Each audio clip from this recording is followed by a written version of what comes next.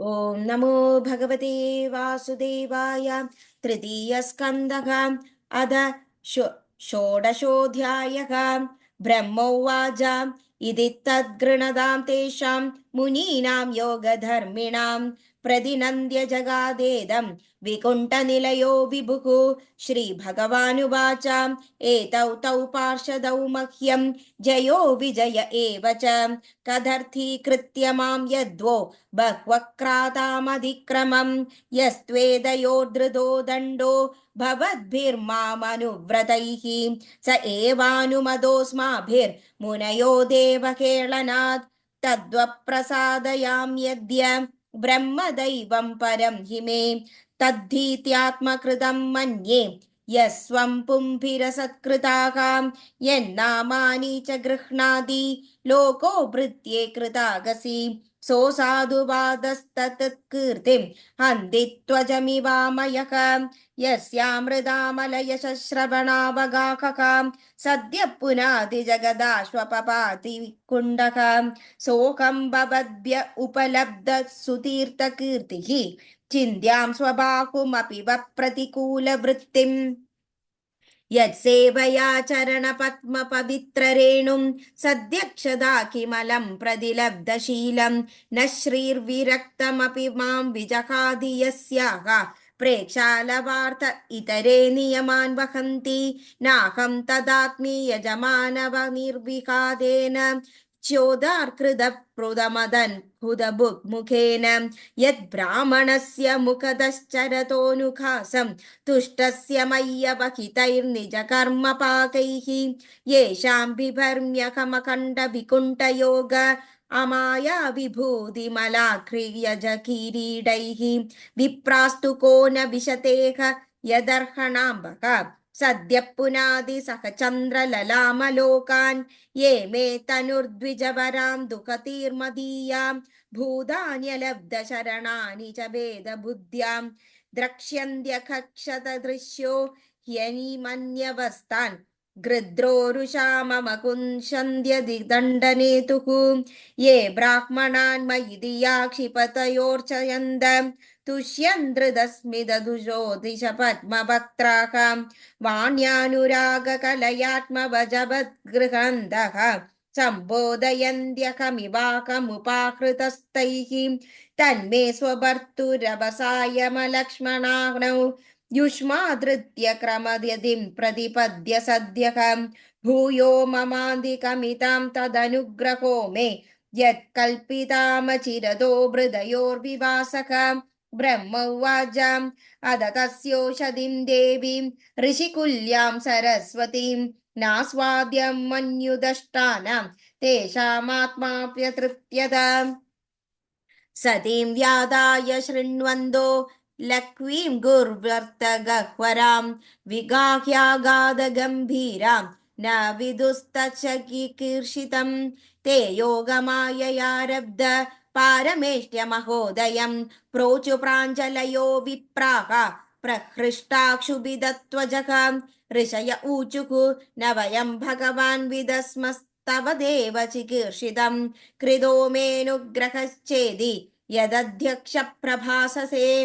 ब्रह्मणस्य परं दैवं ब्राह्मणा किल ते प्रभो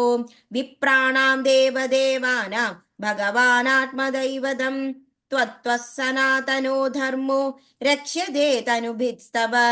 धर्मस्य परमो गुह्य निर्विकारो भवात्मदः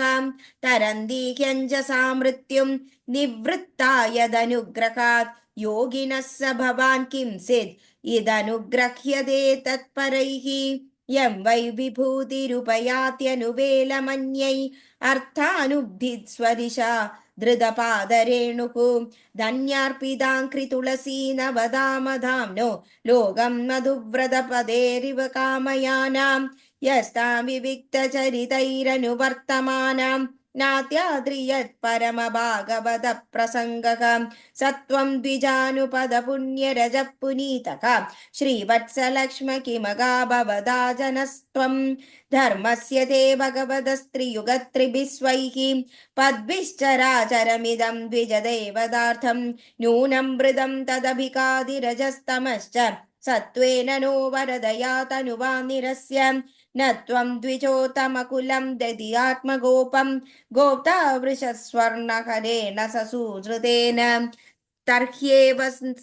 नंक्षति शिवस्तव देव पन्था लोका गृहीष्यदृषभस्य हि तत्प्रमाणं तत्तेनभीष्टमिव सत्त्वनिषेधवित्सदो क्षेमं जनाय निजशक्तिभिरुद्धृतारेः नैतावता त्रिदिपदेर्बद विश्वभर्तुर्तेजक्षदं त्ववनतस्य सते विनोदः यं वानयोर्दममधीश भवान् विदत्ते वृत्तिं नुत नुवा तदनुमन्मदि निर्व्यलीलम्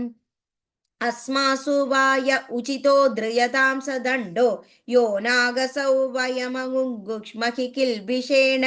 श्रीभगवानुवाच एतौ सुरेतरगतिं प्रतिपद्य सद्यः संरम्भ संवृत समाद्यनुबद्धयोगौ भूयः सकाशमुपयास्यद आशुयो वा शापोमयैव निमिदस्तदवैतविप्राः ब्रह्मोवाच अददे मुनयो दृष्ट्वा नयनानन्दभाजनं वैकुण्ठं तदधिष्ठानं विकुण्ठं च स्वयं प्रभं भगवन्तं परिक्रम्य प्रणिपत्यानुमान्य च प्रतिजग्मुप्रमुदिता शंसन्दो वैष्णवीं श्रियं भगवाननुगावाह यादं मा वैष्णवस्तुषं ब्रह्मत्तेजसमर्थोऽपि हन्तुं नेचमदं तु मे एतत्पुरैव निर्दिष्टं रमया क्रुद्धया यदा पुरापवारिदा द्वारि विशन्ति मय्युपारते मयि संरम्भयोगेन निस्तीर्य ब्रह्मखेडनं प्रत्येष्यदं निकाशं मे कालेनाल्पीयसा पुनः द्वास्तावादिश्य भगवान् विमानश्रेणिभूषणं सर्वादिशयया लक्ष्म्या जुष्टं स्वं तिष्ण्यमाविशत् तौ तु गीर्वाणऋषभौ दुस्तराधरिलोकतकं हदश्रियौ ब्रह्मशापाद भूतां विगतस्मयौ तदा विकुण्ठदिशन्नाथ योर्निपदमानयोः हाहाकारो महानासीत् इमानाग्रेशपुत्रगाः तावेव ह्यद्धुना प्राप्तौ पार्षदप्रवरौ हरेः द्विजेर्जठरनिर्विष्टं काश्यपं तेज उल्बणं